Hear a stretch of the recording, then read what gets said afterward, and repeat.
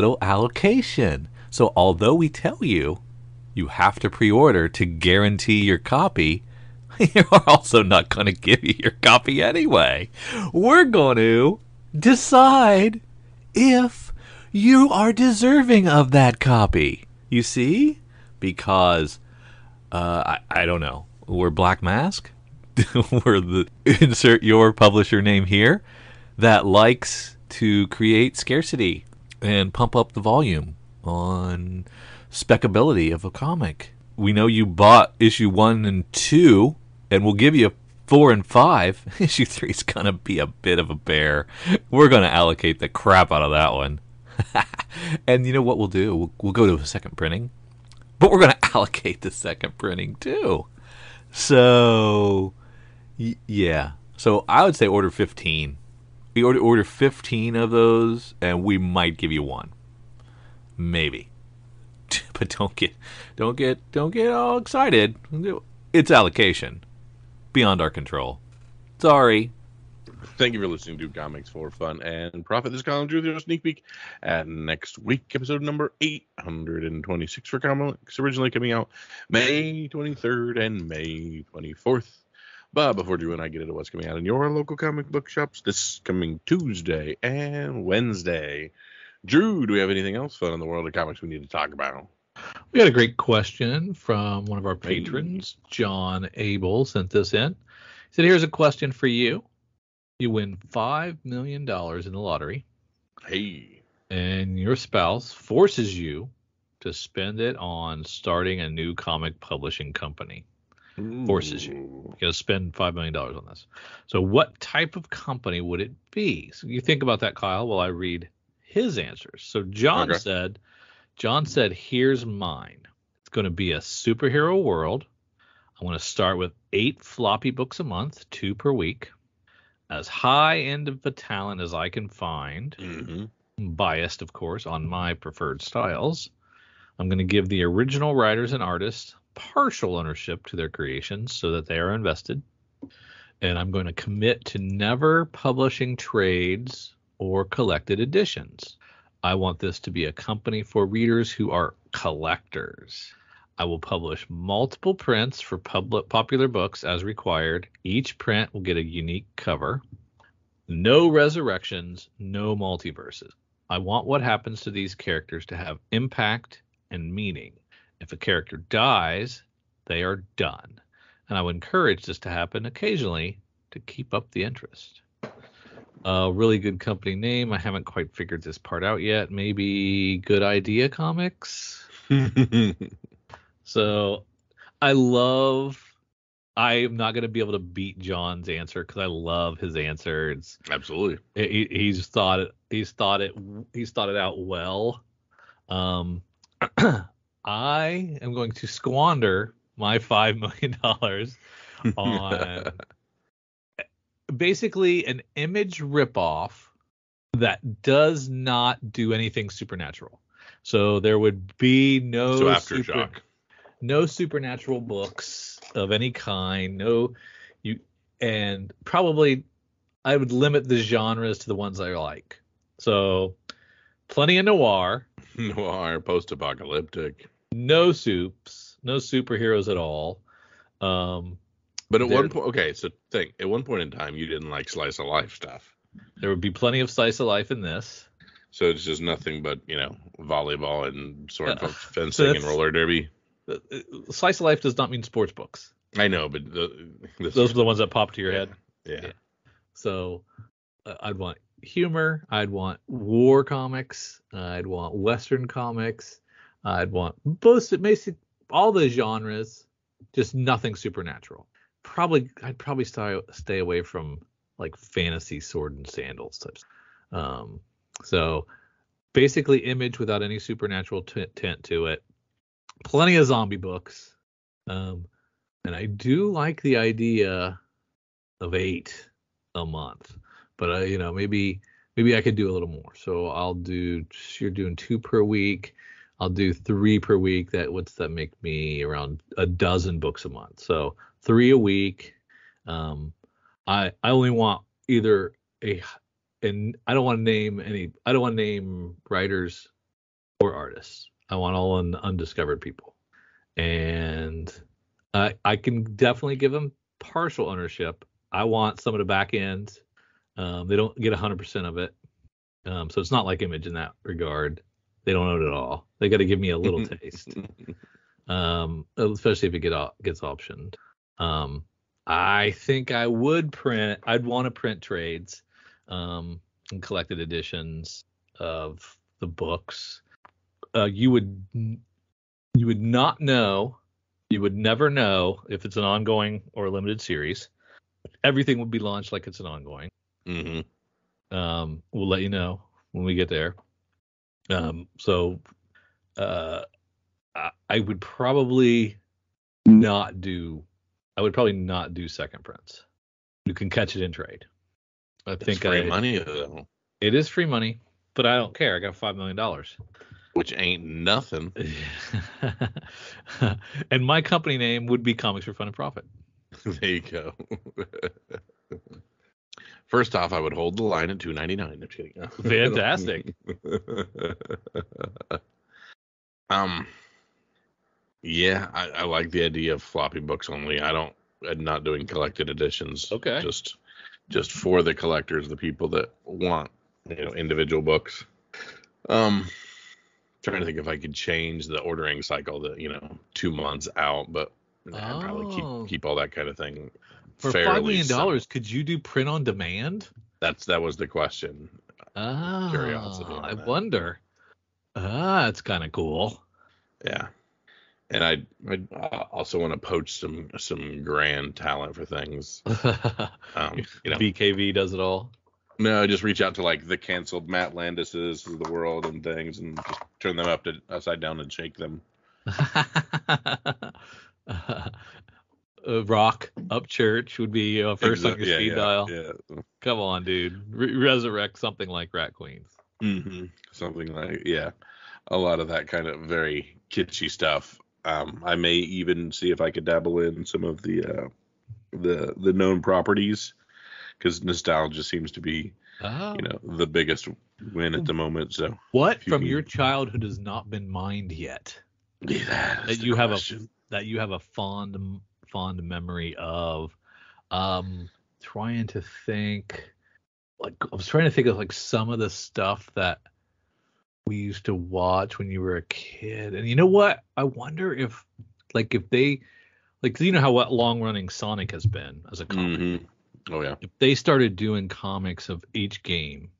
Yeah, which is what we had that conversation about Nintendo and what its world is going to look like. Like the foundational games and just would that have enough? Trying to think because there's enough to mine in like Final Fantasy VII to just long story those characters. There's been books published in I wonder if the licensing fees the politics of Midgar and things like that. I wonder if the licensing fees are so high that's just a barrier to entry, because people don't seem to do it very often, or they just don't think the sales are there. Yeah, but a lot of people have delved into games, Yeah. Be it, there's a Gears of War series, and there's a few, There is nothing from my childhood that I think has held up. So I've revisited stuff like an A-Team or a Dukes of Hazzard and Fraggle Rock. This stuff is garbage. This stuff is garbage. I can't believe that this entertained me ever, and I can't stand any of it now. And so I don't want to see it again. I don't want to see it as comic now. And like Sopranos, I would read the hell out of a Sopranos comic. Breaking Bad, I would read the hell out of a Breaking Bad comic, probably. Yeah. So my stuff would be prestige. Like I would want to license prestige shows that I love and have held up. Gotcha. So a Lost comic, that would be great. Retconning a lot of things. I love Lost. So same here. I like the whole thing. So, but yeah. So if you fast forwarded to maybe stuff in my 20s and 30s, we'll get away from my childhood because that doesn't hold up for me. None of it. That would be cool, licensed properties, and I don't think that's been done. I'm gonna break this shit down. Like my wife would enjoy like an ER comic. Oh some my more, God, some she more of would. the There some more was there mining an of ER? Was there ever an ER comic? I bet you that I there know was. of. Well, that's a great idea. Yeah, yeah. And do you have a name? Are you stealing? Because I stole ours. I mean, I loved the name of the old shop here in town that you always reference all the like the dog-eared books. Dog-eared stuff. books. Yeah. Oh yeah, yeah. You Now know, you I were always thought that around. was- You were around when it was around. not relevant around, but I remember You remember coming it. back from Ah, very cool. Dog-eared books is a great name for a comic company. Mm-hmm. I love that. Yeah. This was a great question, John. Thank you very much for sending this in. But probably the first thing I'd do is I'd tap somebody else to help me because I just thinking of the things for this I feel completely inadequate. I would need an accountant. Maybe Yeah, exactly. I need a CFO. Because that $5 million ain't gonna go very far with my strategy. And I was thinking originally like immediately be like, okay, no digital. Yeah. Only paper art. That's so bad idea. Really? Yeah. You But love that. You like that. Would you be able to hit deadlines? Or has the digitifying of everything sped things up so much that it would help with deadlines? You're saying you can't even create it in digital. You don't want the artists using digital tools? Correct. Wow. Eventually AI is taking over. So if you're going as far away as possible, I want as far away from digital art as possible to the purest form of art. Back to the board. Yeah. Get your art board out, bro, and that's how you're gonna do it. And we're gonna do blue lines, and we're gonna shoot those, and that's all right. That's freaking old school cool. Just because it would be different, because the industry is going full digital colorization, digital everything, this, that, and the other. Half of your covers now are just I'd like to say cheap paper, but Alterna did that and died. Mm-hmm. And I think that ship has sailed. I want it to be viable, but the $1.99 cheap paper comic just didn't take off, and that's too bad. I thought there was something there. So I would squander this $5 million so fast. God, my company would just. Would it make it a year? I don't know if it'd even make it a year. We would be. What's the company we're always making fun of that puts out like one comic and then Black Mask? We would be the Black Mask of this. Oh God, maybe you'd be better. But great question, John. Thank you for sending that in, and thanks for being a patron. We love you guys, so we appreciate that very, very much. Time for a break from our show to pay the bills. Check out beacons.ai/comicsfunprofit for all the C4 FAP links you could ever need, all in one place. You can provide feedback, listen, support, share, enjoy these. We have our Patreon there. You can buy us a beer or a coffee. You can check out our Instagrams, our Twitters, our Facebooks. Check out our YouTube page. You can email us. You can listen to our podcasts on Patreon, if you're a subscriber, on Apple Podcasts, Spotify, on Podbean. We have Google Podcasts on there. We have an Amazon wish list. You want to buy Kyle and I something? Fine. You can do that here. We appreciate it. We have Kyle's RPG podcast listed on there, so you can check out his Dork Day Afternoon offerings. We have Cowabunga links, so you can check out the Cowabunga Deep Discount FOC and pre-order list. Get on that. That's RLCS, so you can check that out as well. And we want to just give you opportunities to say hi, to check out what we're doing, support us if you would like, or just listen. Check out beacons.ai/comicsfunprofit for all the C4 FAP links you could ever need. Thanks. Back to the show. Let's shoot on over to our previews site, our previews catalog, and we're going to go, I'm a little worried, we're going to go to mid-tier publishers that used to be jam-packed full of 4 or 5 publishers. Yeah. And I'm curious who this is going to be. You can't see Drew doing air quotes when we say mid-tier. Mid-tier publishers. Maybe it's mid-tier publisher. I don't even know. So Well, we got Dark Horse, right? So that's I don't know. Or no, We're starting with Boom. I don't know. I don't know what else we have yet. Well, we're starting, and then like I've got an Yes. error where I've got image books, and then I'm immediately into Boom. Yes. So at page 111 digitally, well, I don't know what the 100 in the on the catalog page. Mhm. So Yeah, and then the first thing I'm seeing is this Sirens of the City by Joanne Starer. ooh. Is that what you're seeing as well? Yeah, yeah. Big thing for me is the Jenny Frison doing variant covers again, as well as doing a variant foil. So that's cool. Yeah. Fans of Black Cloak and Chroma. Got half of me there. 32 pages spot color, Kyle. What do you think of that? That's basically black and white, right? Yeah, it's very, Schindler's List or whatever. Do you consider that a color comic? Yes, I do, because Okay. like I like Walking Dead, but the black and white of it all, there was some character confusion. Mhm. Just adding a spot of color would completely correct the one thing I dislike about black and white. Any of you printer with knowledge of the offset printing process, do you save money with offset color, or are you paying as much as you would pay if you did a full color comic? I don't think you or I know that. You might know that, Kyle. I don't know. I have no idea. But I like because it does look good. It's a little reminiscent of the black, white, and red Mhm. series, but I kind of like the spot color a lot. Surprised how much I do. And if it's less than the price of a 4-color and just nominally more than a black and white, I can see the appeal. Mm-hmm. New York City in the 1980s, runaway teen Layla struggles to survive on the mean streets far from home. But now every supernatural creature from the darkest corners of the urban grime is after Layla and the child to be she never wanted growing inside of her.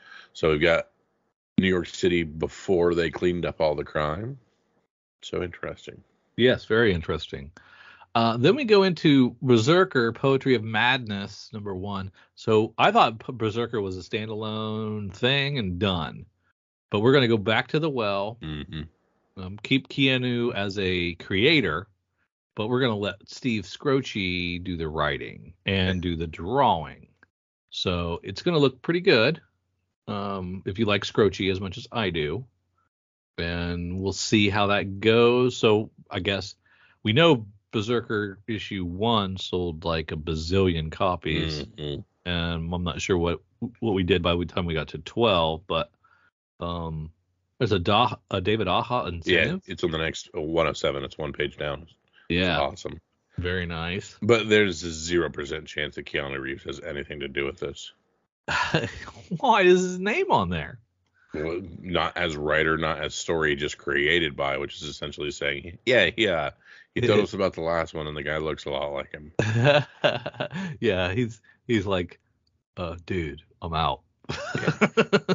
Well, I mean, he talked when the original one came out that he'd like it to be a story where he could play this character in a movie or whatnot. So, I mean, that's probably still something being workshopped. So that makes a lot of sense to keep it out there. Yeah. Keep it going. Yeah. But $10 a book. Her. Mm-hmm. Exactly. Yeah. Alice Never After, one of a 5-issue series. Dan Panosian.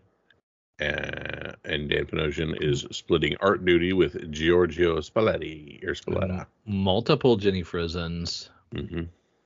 And these Jenny Frisons are recognizable as her, but a little more complex than some of her others. I mean, all her stuff is beautiful, but I think it seems like this has got some stuff going on, some details that you might not get from some other of her stuff. Mm-hmm. We have Once Upon a Time at the End of the World, #7, of 15. It's a 15-issue series now.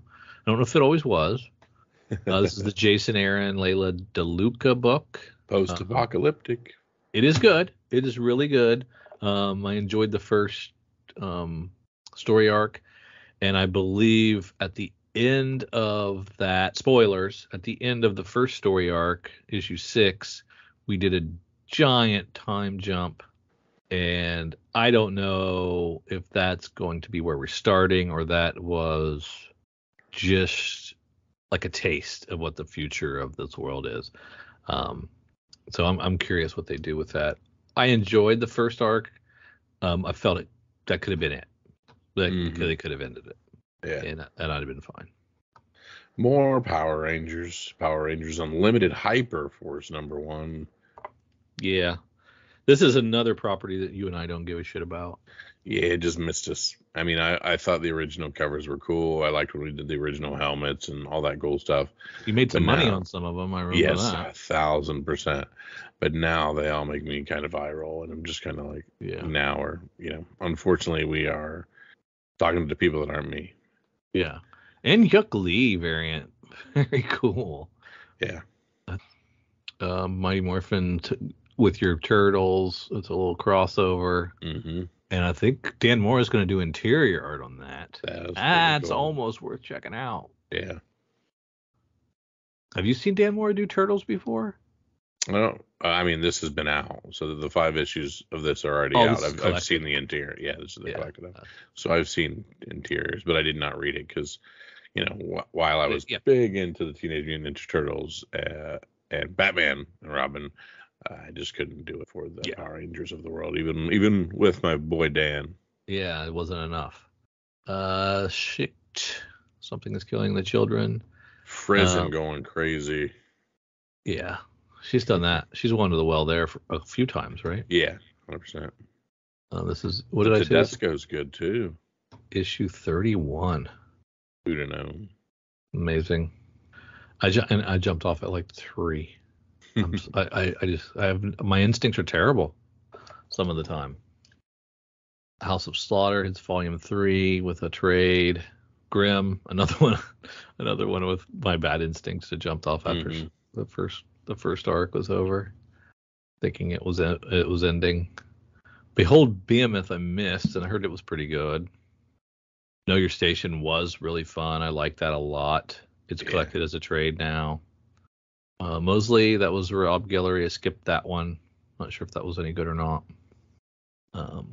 Always heard good things about Insufferable by Mark Waid and Peter Krause, but I never revisited it or never visited it. Back to the World of Wild's End, with issue 2 of 6 was the Dan Abnett and Ian J. Colbert book.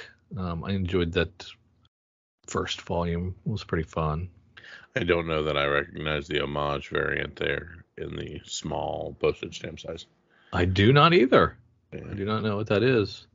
Such an homage that it's like a deep cut, right? Yes, exactly.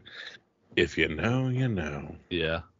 Ghost Lore, another Colin Bunn book, one of his 47 books that he's writing concurrently. The Seasons Have Teeth finishes up with its 4th issue. The Neighbors finished with its 5th issue.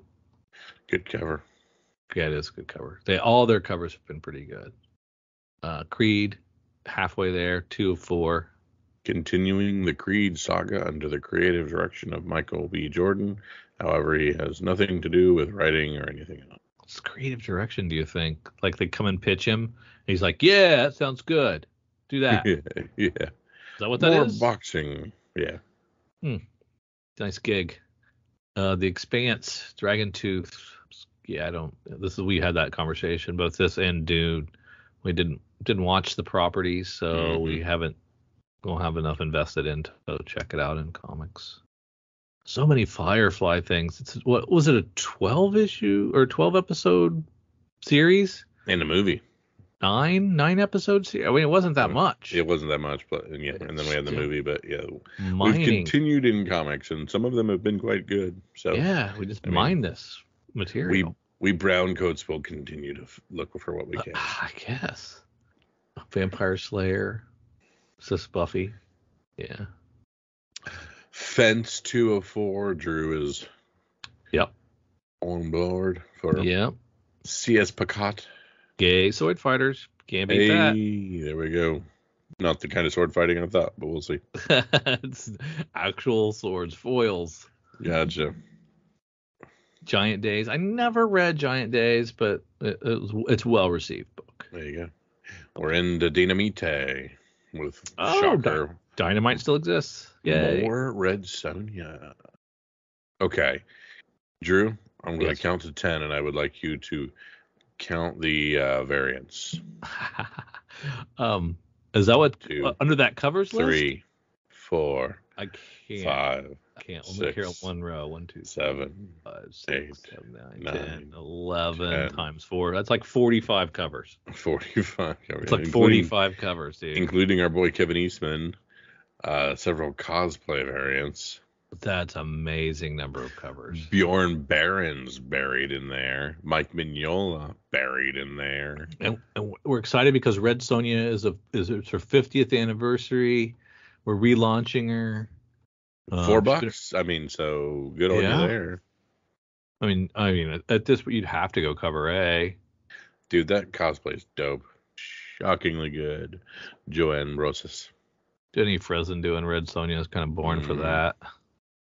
Classic Mignola cover. Kevin Eastman. That's just 80s. Do you see the 80s. Bjorn Barons? With the but I see it immediately. Hmm. Yeah. So look, good. decapitations. That's fantastic. No.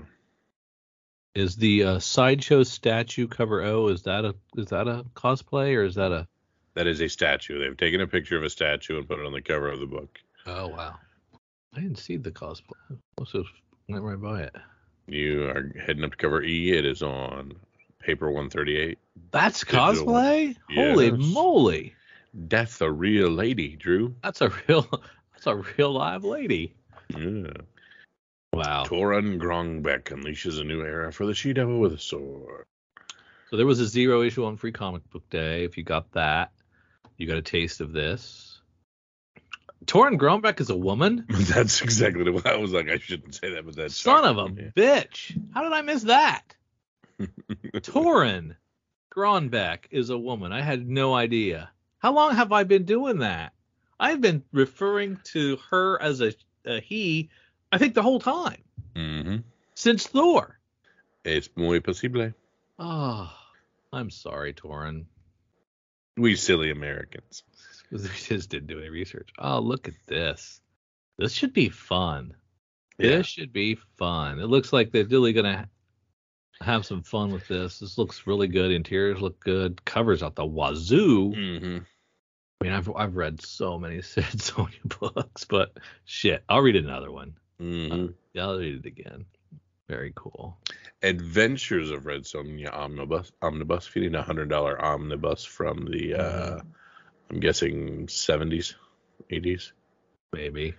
So many. Unbreakable Red Sonja trade paperback, the Jim Zub collection. The Art of Red Sonja 50th anniversary. Oh, that's right. Yeah, 50 years, 2023. Yep, 70s.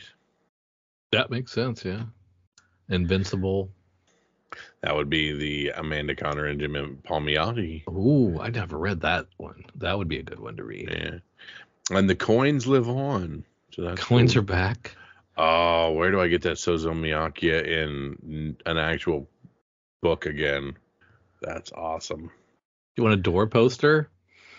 I'm 41 years old. I'm unaware if I can pull it off. I don't think you can pull off a door poster. I mean, that's one step away from anime body pillow. Boy, I love that coin number 5. This was a Miyakia coin. Yeah, that is so cool. I mean, we started making fun. Mm-hmm. But I'm gonna read this, I think. So you got me. Kyle Gargoyles goes Dark Ages. Spooky. Spooky Goyles. Probably about 30 covers here for Gargoyles. And that was a cartoon, right? Correct. 80s, 90s?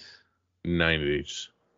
Clayton Crane, Jai Lee. Oh, and it's got the original creators Yeah. on it. Yeah. Sue Lee doing Maleficent. Maleficent. God, that was terrible. I obviously haven't seen this one. You've seen this with your kids? How do you pronounce this? Maleficent. Maleficent. Okay. Yeah. Jai Lee on covers, but Sue Lee, no relation, doing the writing and art chores. Okay, that's right. So the guy who wrote Gargoyles, Greg Weisman, also was very big into Star Wars Rebels. So that series. That's a He was connection. executive producer of all 14 episodes. I knew there was a Star Wars connection. I couldn't remember, and that's what it is. Rebels is only 14 episodes? Mm-hmm. Man, I should bounce that out. Shut up. You're never doing anything. Directly from Maleficent to Scar, continuing our Disney villain series. And then Darkwing Duck. And then Gargoyles again. The ongoing. I guess it must be doing well. We're gonna spin it off. So must be doing well. More Jai Lee Gargoyles. David Nakamura Gargoyles. Action figure Gargoyles. And then we're at Kong. King Kong, The Great War, Alex Cox, Tommaso Bonacci. Again, more Jai Lee covers. Betty Page. Mirka Andolfa.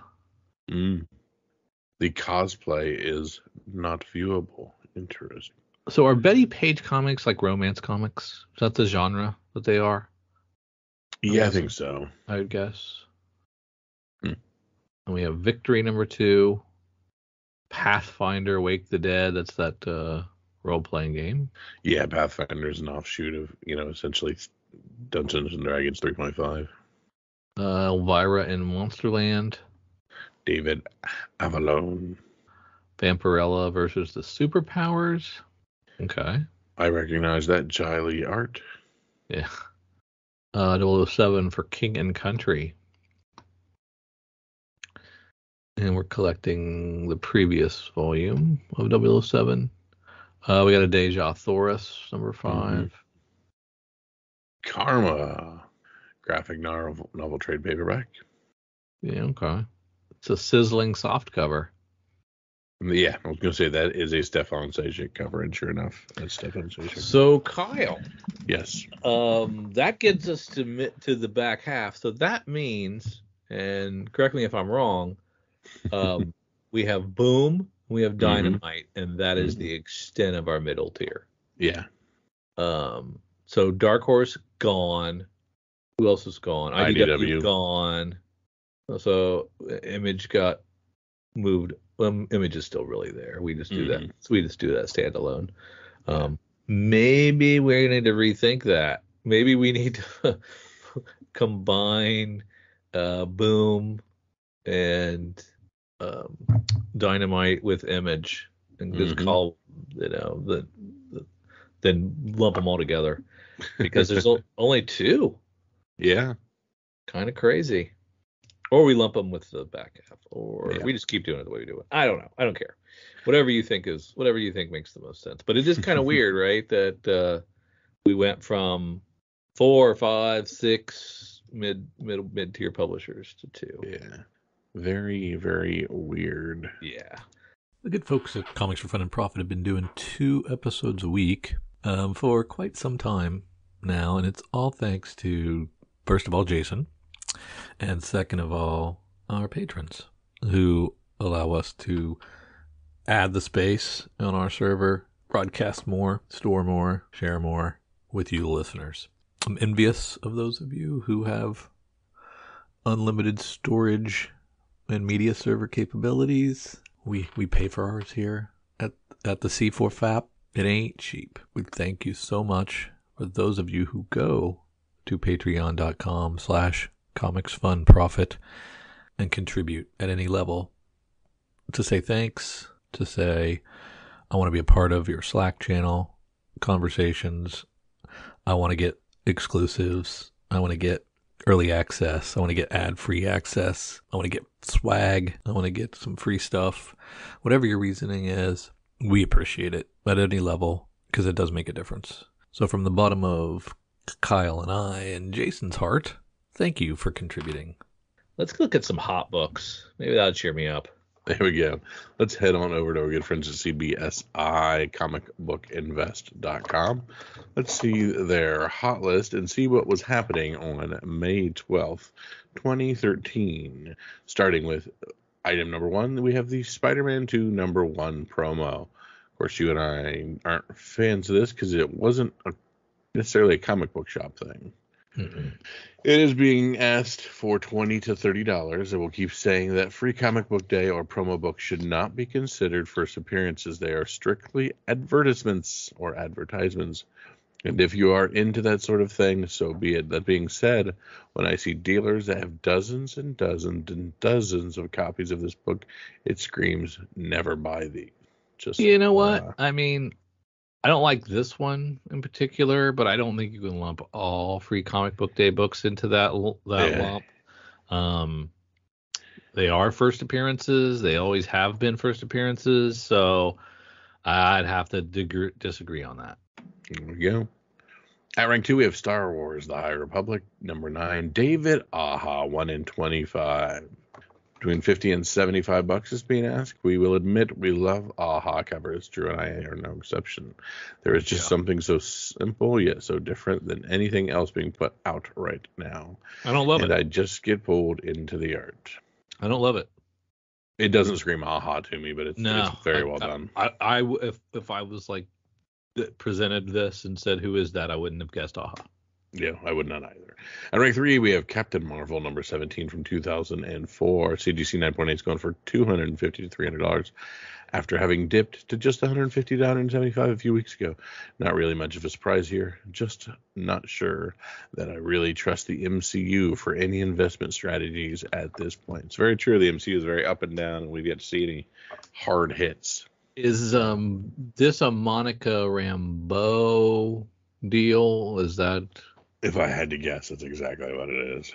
Yeah. Let me look at it real quick. First appearance of Philoville.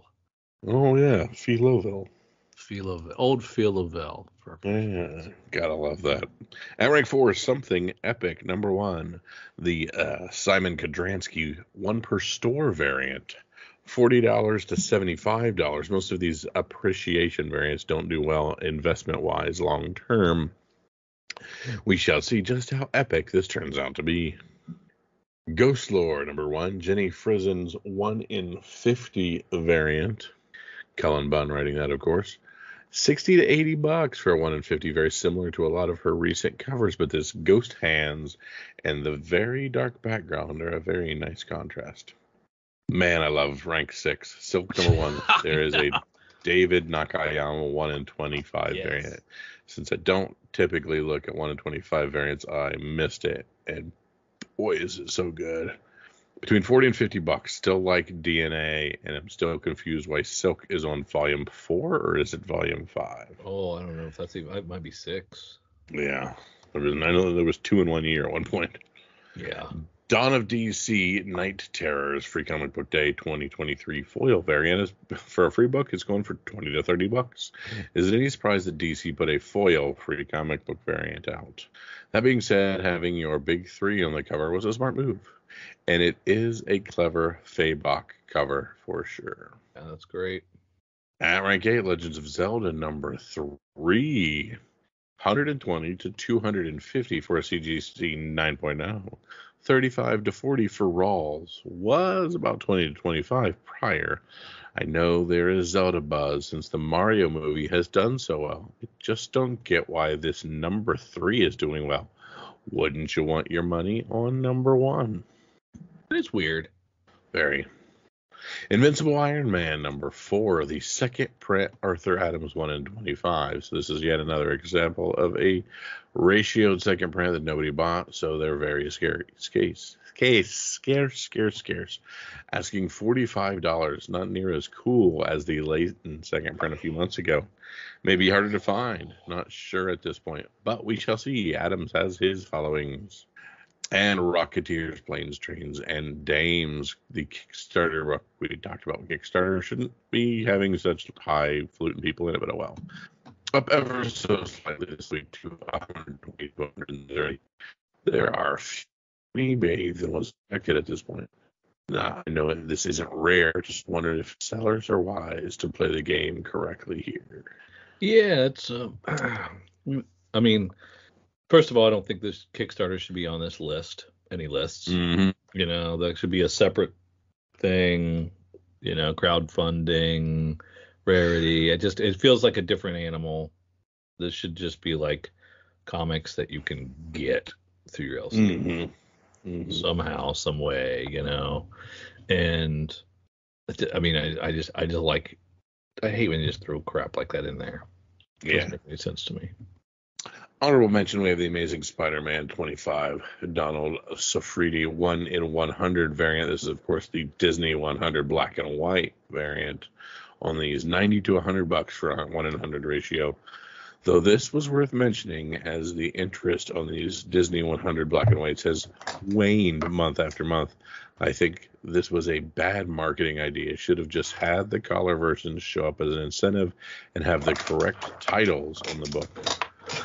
It doesn't make any sense to me. I do not understand why they did this way. It really is confusing. Yeah, a big swing and a miss by Marvel there. And the other honorable mention, Famous Funnies 213, a CBCS 5.0 going for $10,000.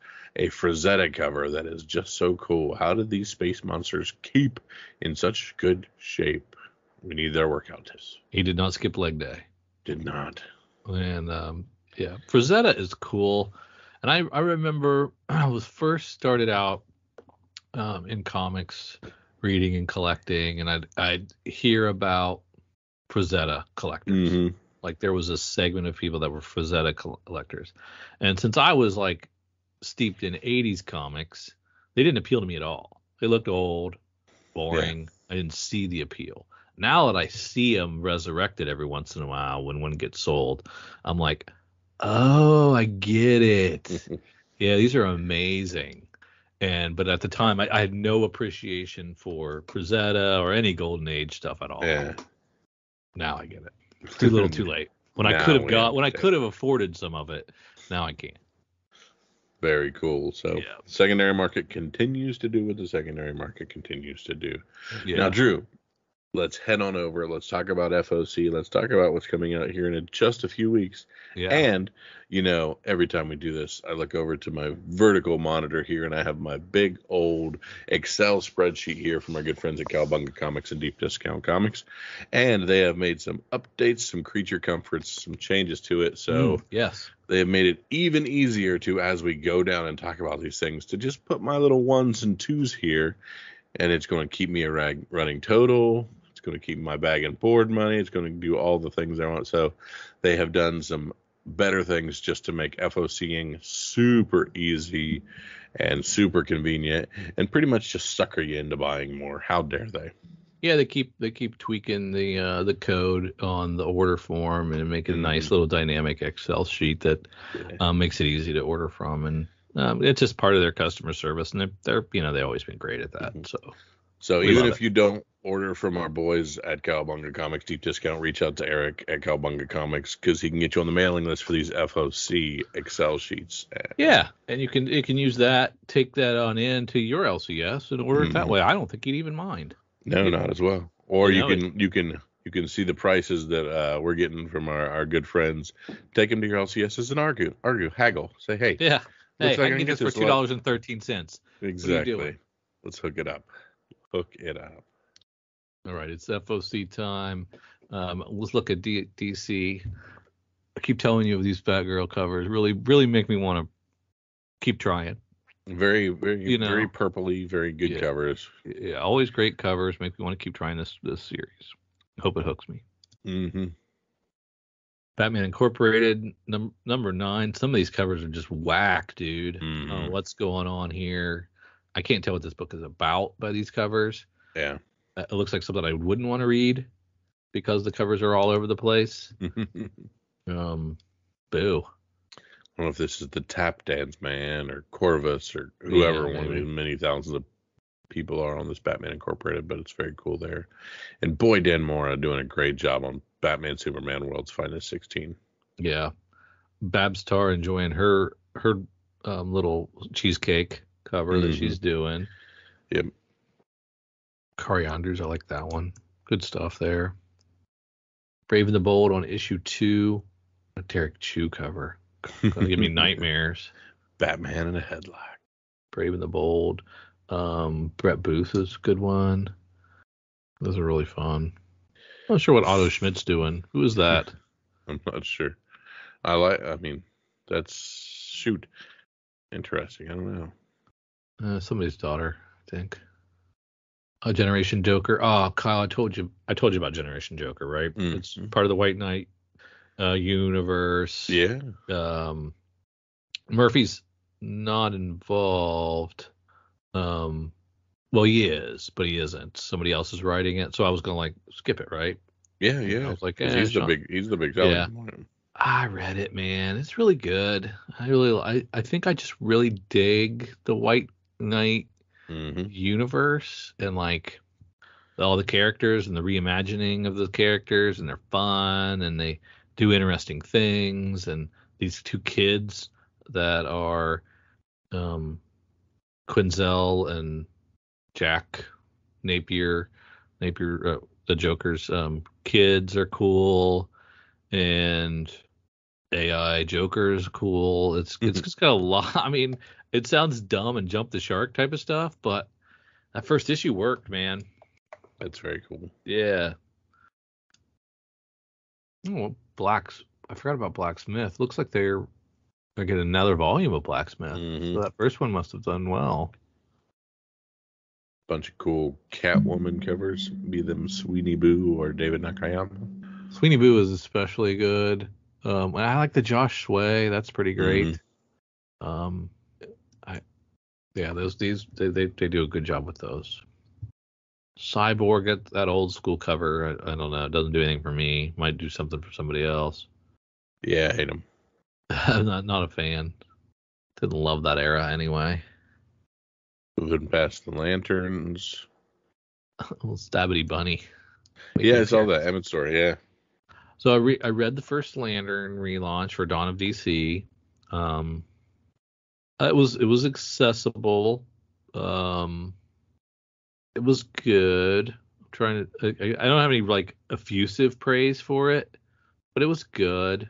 I think there's enough there for me to come back and read another one. But I can't wholeheartedly recommend everybody you gotta read this. Just it was good. It was good.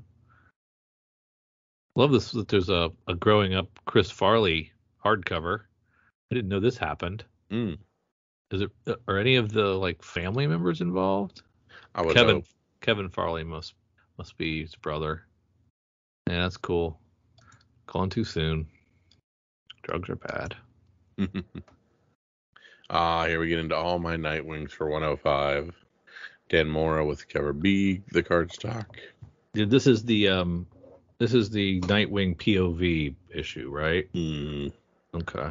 So you're gonna see through you're not gonna see Nightwing because you're going to be Nightwing in the comic. Nightwing, yeah. Okay. So the cover A, is very straightforward. What we're getting, Jamal Campbell's from first person perspective.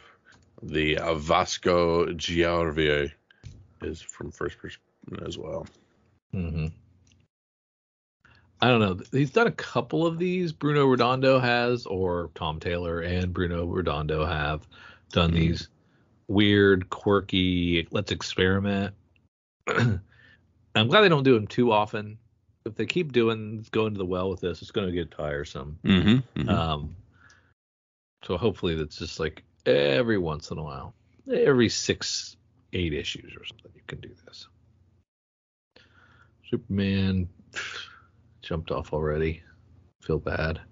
But I'm reading Superman Lost instead. So Superman's still getting some money, Titans, I'm excited to read that first Titans. I haven't read it yet. I'm excited to check it out. Titans does look quite good. Yeah, I mean, I don't seem to do too many team books, but I'm willing to give these guys a shot because obviously Tom Taylor gets a lot of leeway. Wrong. Yeah, I don't read all his stuff anymore, but he does get me to at least sample. Wonder Woman hits 800. Good for her. Brian Boland dusts off his art supplies and does a cover. I haven't seen anything from him for a while. Bilquist Evely, nice cover there. All red. Kyle hates that one, I'm sure. Daniel Sampier doing a cover. I don't hate the All Red. I don't hate it. Yeah, it's pretty subdued for him. Yeah. Brian Azzarello and Cliff Chang working together on their cover. Oh, that's the omnibus cover. Hmm. So 800 didn't get that many covers. No, doesn't seem to be quite the craze. Is it? I guess they're going to celebrate character, right? In this. Yeah. No, they're just going to conclude an arc. Oh, geez. Oh, that's dumb. Maybe they're going to do some. Maybe they're going to do something. Wait a minute. It concludes. That story arc concludes, which I haven't been reading. When the dust settles, blah blah blah. So that story arc concludes, and then we find out. I guess it's just a long finish to that story arc. That's stupid. This should be This should be a standalone. I can sample. Yeah. See what Wonder Woman's up to. Yeah. So if you just want those covers and you just want to celebrate it, you're getting something that you may not be reading. Yeah. I think that's a missed opportunity. What do I know? Let's slide over to Image Comics, see what they got going on. Battle Chasers is on issue 10. I didn't know that. Man. Very cool covers. Yeah. I like the Chris Bacalo. That's very cool. Ryan Cady and Andrea Muti are giving us Haunt You to the End, #1. A ghost story for the end of the world. I do understand how people have apocalypse fatigue. Sorry, I'm just noticing it's J. Scott Campbell as a Battle Chasers and some stuff, so I'm still stuck there. Oh, yeah, I'm sorry. I didn't. That's a big get there. We will pause for J. Scott Campbell. Yeah, the cover C. Very nice. And Click Click Boom. This is a Doug Wagner, Doug Dabbs, Matt Wilson book about Sprout, a mute assassin who communicates exclusively through Polaroid pictures. It's high concept. Okay, so I guess that could be fun. I hope that doesn't mean it's a silent issue. I hope other people talk. That's what I was going to say. Yeah. Saga at 65. Love my Lion Cat. Something epic has its Back to the Future cover. Mm-hmm. The G.I. Joe action figure homage. But the dude is like, he knows he's stuck in the cellophane. Yeah. That's awesome. I don't quite know the cover D. I think that's something. It's just a line art for the first one, which is it's very the similar first to one? the one per store that came out on the first one. Yeah. Yeah. I don't know if that's Ghostbusters or if that's I don't either. Yeah. Maybe they're not. I think we determined last time maybe they're not all homages. Yeah. Tales of Suspense, SYZ Pence. Yeah. This is a Syzygy imprint anthology series. So it's 2 different stories jammed in here, 2 13-page stories, I think, 12-page stories. I think I liked something that the imprint did. I can't remember what I liked, which one I liked. But there was a Syzygy imprint that I liked. Mm-hmm. I don't like this confusing word play that I can't have trouble pronouncing, but yeah. They want to build their brand. Good luck with something that does not roll off the tongue at all. New Robert Kirkman, Lorenzo De Felici. So these are the same 2 that gave you Oblivion Song that went on just a little too long. This is Void Rivals, and if they do it like they did Oblivion Song, they've got, I think he had 24 in the can before he put that first one out. That's pretty cool. So hopefully there's plenty of these already in the can. And he and Lorenzo enjoyed working together, obviously, because they're back. This is a shared universe. So, okay. Are we ready for that? Are we ready to launch a new shared universe? I mean, yeah. Is it part of any universe we already know? because it could be a part of Invincible's universe. Yeah, well, it could be a part of Walking Dead's universe. I guess it could be a part of anything. There's a surprise coming that you won't, a surprise that you won't see coming. So I got to read that first one to find out what that surprise is, right? Yes, of course. That's kind of exciting, unless it's just a shenanigan, which is also possible because Kirkman likes the shenanigans. And I dare say probable. Yeah. Ghost Lore from Boom hits number 2, and then we have Magic Planeswalkers Noble launching with number 1, which is a Magic book, Magic the Gathering book. A lot of covers for Edge of Spider-Verse 3. A lot of Spider-Boy still continuing to be the thing. Scan with a very wicked Cult of Carnage Misery 2 cover. Yeah, so more. If Spider-Boy continues to be hot, these covers are going to continue to want to be sold. Right? Yeah. Yep. Guardians of the Galaxy continues to lean into the Western philosophy of Azal, and I, for one, am super here for it. So we got a George Perez cover of Hulk for its launch title. That's a number 1 issue. It's a George Perez, independently orderable. You haven't probably seen this cover before. You're not going to see too many of these. So we have the same thing up. The second item in this, the Avengers number 2, the B cover was a George Perez as well. Was it like the same style as that? Yeah. Yeah. Those are tempting, right? Mm-hmm. We also see that Invincible Iron Man number 6 is going to a second printing with a cool cover, which means there's probably a ratio that nobody's ordering. That is going to be the thing to have, just FYI. Which one's that? Invincible Iron Man number 6. The second print? Second print, correct. Oh, okay. Just one lone moon. Oh, that's a poster. Never mind. But there was one Moon Knight cover. Yeah. I was like, oh no. What happened? Scarlet Witch gets an annual. Very nice. That should be fun. With a George Perez annual variant. Yeah. Okay. You know, if they would have just put these out with dribs and drabs, I think people would have gobbled them up. But if you got to get 5 or 6 of them, that's less likely to do so, I think. There you go. Silk number 1 going to a second print. Oh, good for them.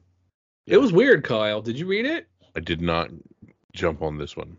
Okay. I'm not really going to spoil it because I think it was in the solicit, but she moved. She's well, we don't know how she got there. If she's dreaming, she might be dreaming. Okay. But she's in Los Angeles instead of New York. She's like a noir detective, private eye. What? Some of her neighbors and friends and colleagues from New York are in LA, but they're different people. So she recognizes them, but they're not the same person. Gotcha. And so that was issue 1. It was interesting, but like pretty much all mystery and all setup, no answers. And so could be fun. It could drag on. I don't know. We'll see. Yeah. So we also have Silk number 1 going to a second print.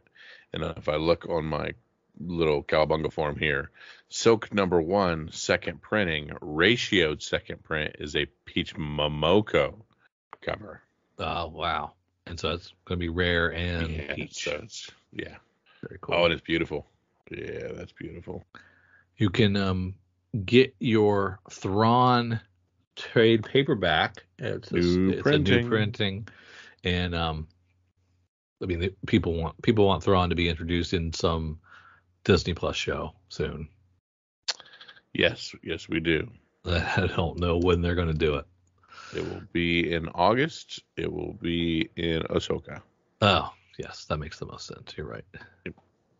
I've seen nothing in Dynamite, so a Scar book.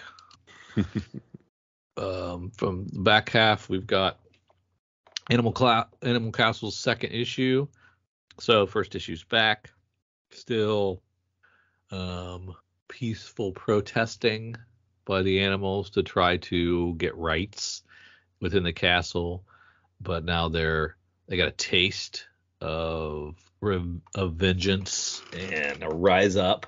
So it's kind of cool to see what they're going to do next. I don't think this is going to end well. I think it's really going to be bloody and sad, and No. I don't know if I'm going to be able to handle it.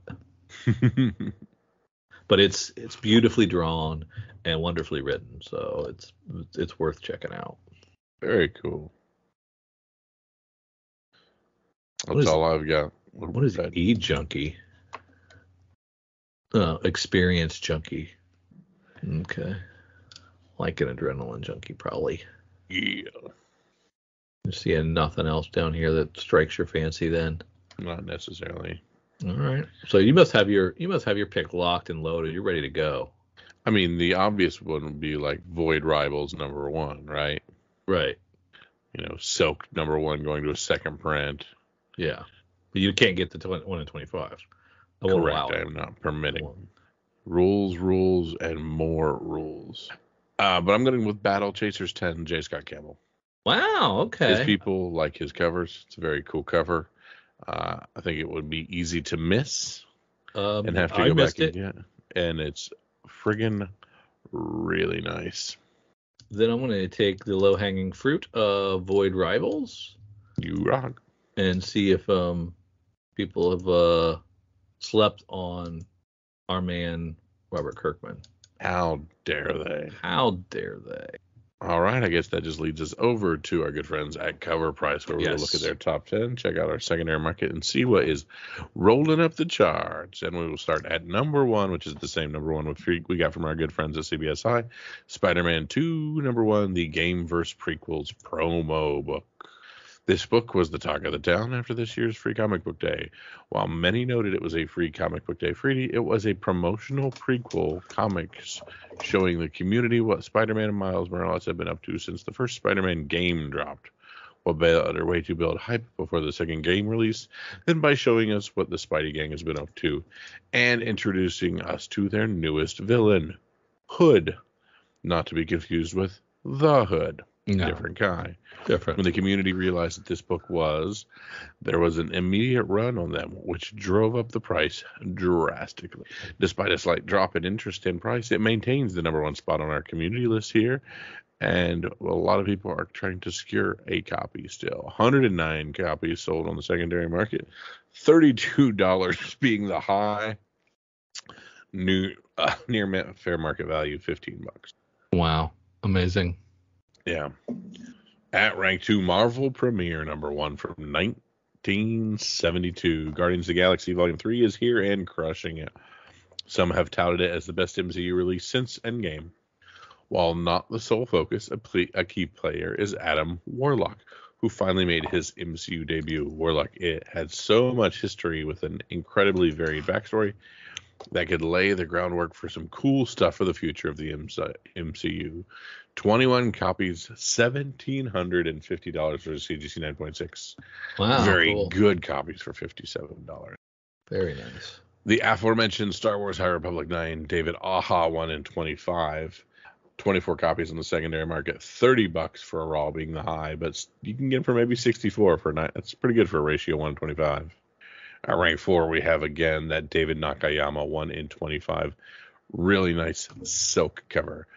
David Nakayama has a bit of dropping bombshell characters onto a cover, and they proceed to go like gangbusters. He did it with Harley Quinn, Catwoman, and most recently Silk.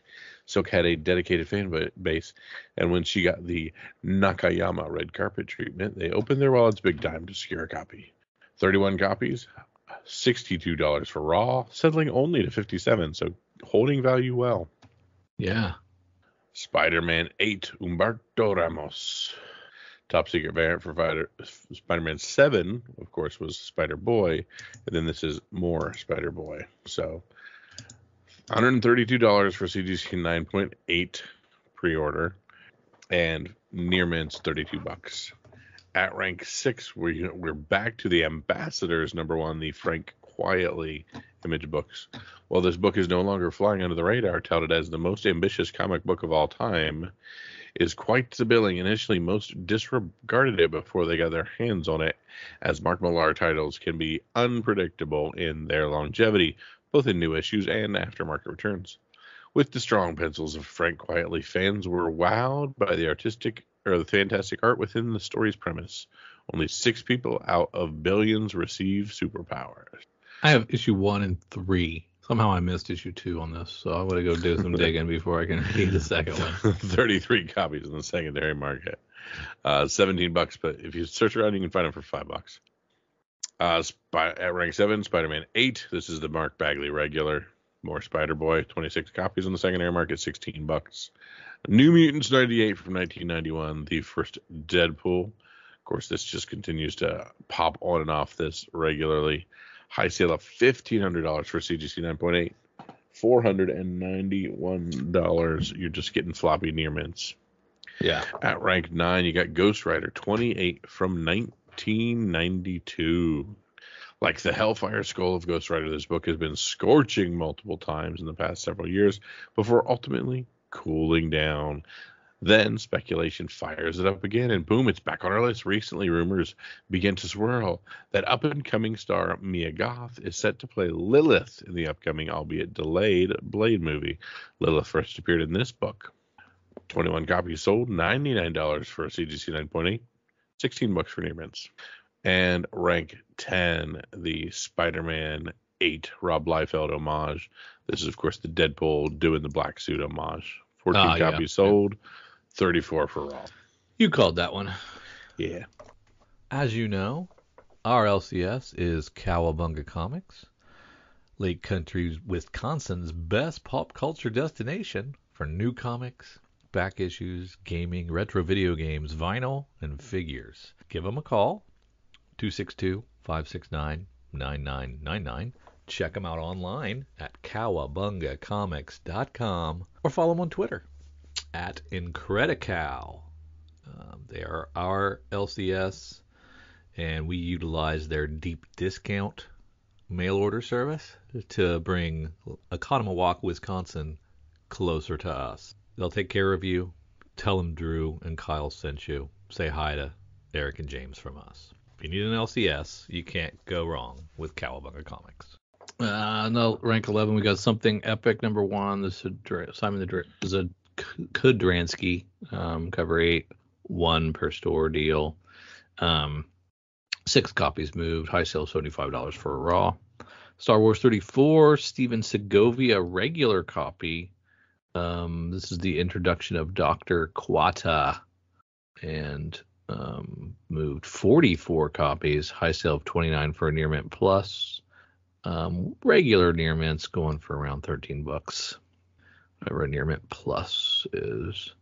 At rank 13, we have Spider-Man 2099 #1 from 92.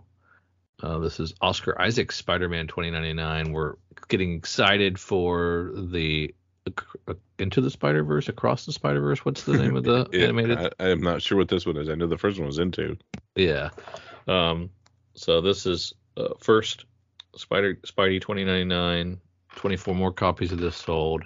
High sale 55 for a 9.6, and raw is around $10. I think that's getting more than $10 for a raw. That's what I would think too. Yeah. Fantastic Four 310 from 1988. This is the She-Thing with Mila Kunis rumors. 22 copies sold. High sale 16 for a raw. Near mint's going for around $7. At rank 15, we have Ultimate Fallout, the first Miles Morales. 21 copies moved of this. High sale of $2,000 on the dot for a CGC 9.8. And raw near mint's around $643. At rank 16, we have X-Men 213. This is Mr. Sinister first appearance, I guess. 20 copies sold. High sale of $137 for a CGC 9.8. Near mints around $23. We still have that World Tree number 1. That's too dark printing error.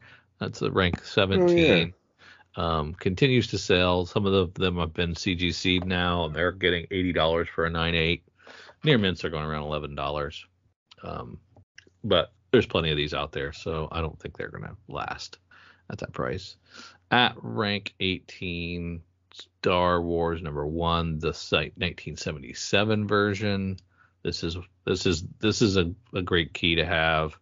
High sale is now up to $3,883 for a CGC 9.8.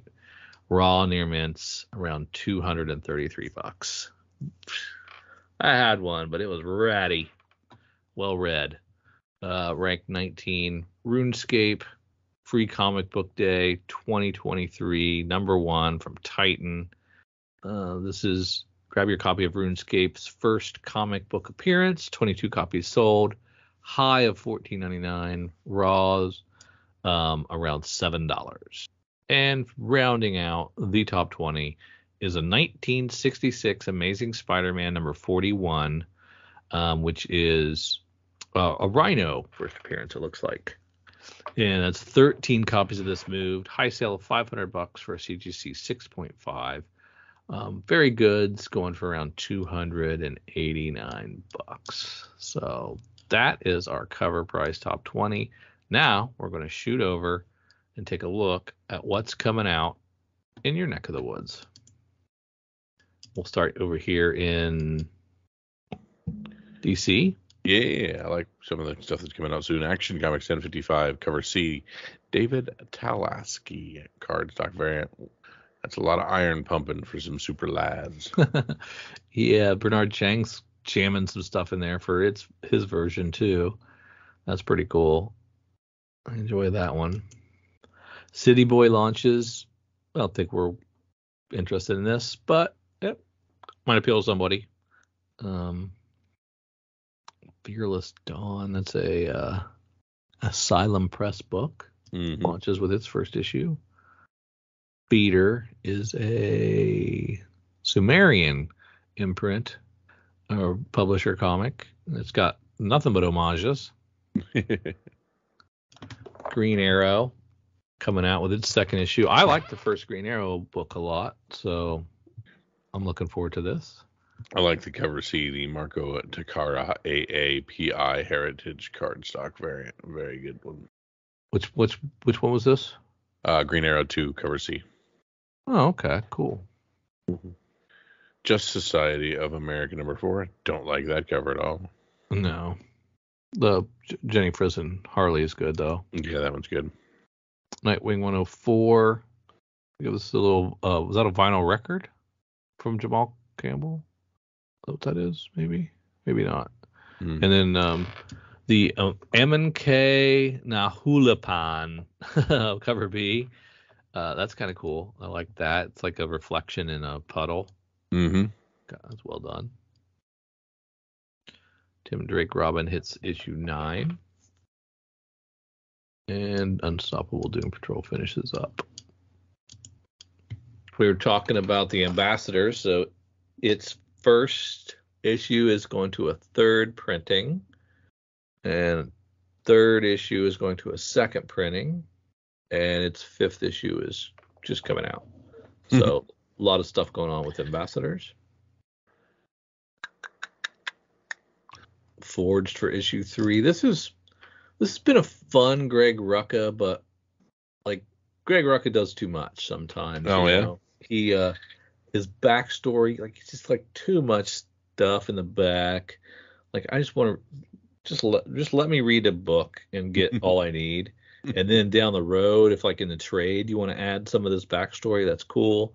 But there's like chapters of stuff in each The expectations are too much for you. I can't do it. I want the comic to tell me all I need to know. Was that dumb? No. It's a good book though. It's pretty good. Do we have any speculation on Ambassador's third printing? Do we have to have that third print? I don't know. I mean, I don't know what kind of ratio it is or if there's any ratio options. That first, the Nemesis, that's a third printing special edition as well. So they're calling all these new printing special editions. What's that about? Do you know? No clue. Yeah, I'm not sure either. I'm trying to read. Yeah. Nice to see Nightclub come back with its fifth issue and a Templesmith cover. Ooh. Yeah, our boy. Supermassive gets a one shot. And what's the furthest place? So Supermassive gets okay. Is this collecting? This is collecting multiple things from the massive verse all in one. Okay, just checking. Maybe. Well, that's what I'm reading right now. A doorway is open. Beyond it lies the Holy Grail. Yes, that Holy Grail. But why are Radiant Blank, Rogue Sun, and Dead Lucky all so desperate to get their hands on it? And who is the mysterious woman who stands in their way?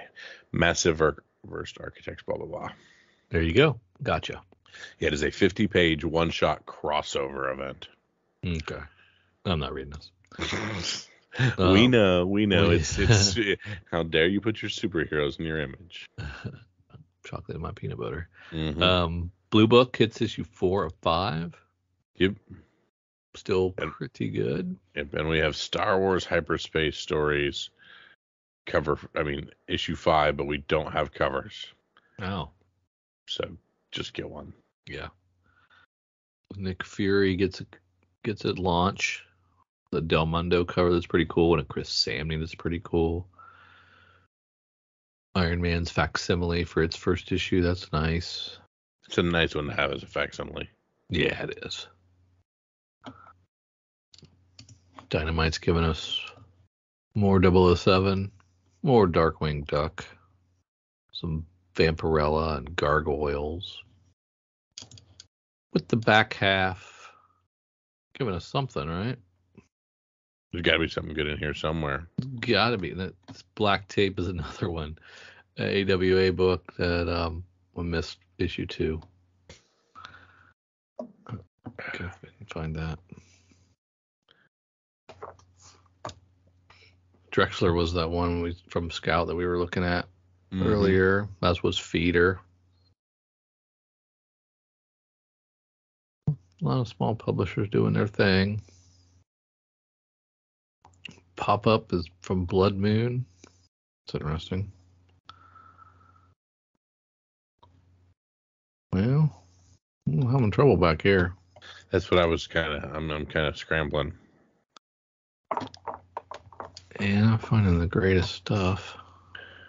I have to go back to my boys up at DC and relook at some of these Scout comics. Peter doesn't look good. You can't get behind City Boy. City Boy. Yeah. What about Drexler?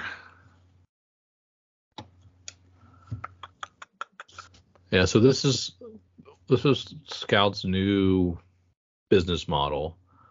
Launch a big, oversized number 1. Mm-hmm. And then a month later, give you the full trade.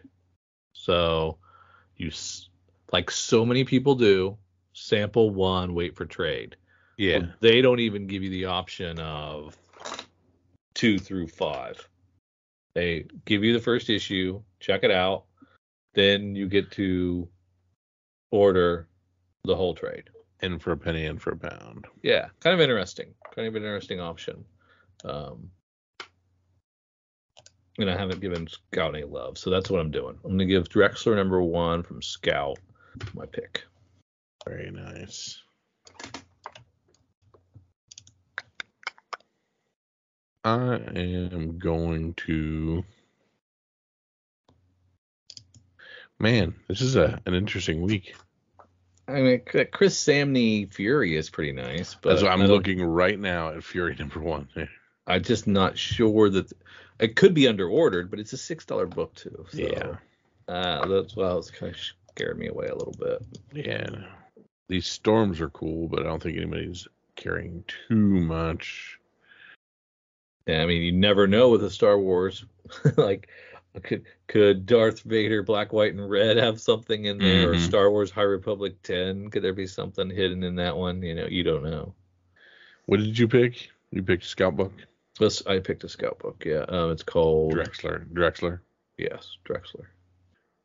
Do we want to take a flyer on Feeder from Sumerian?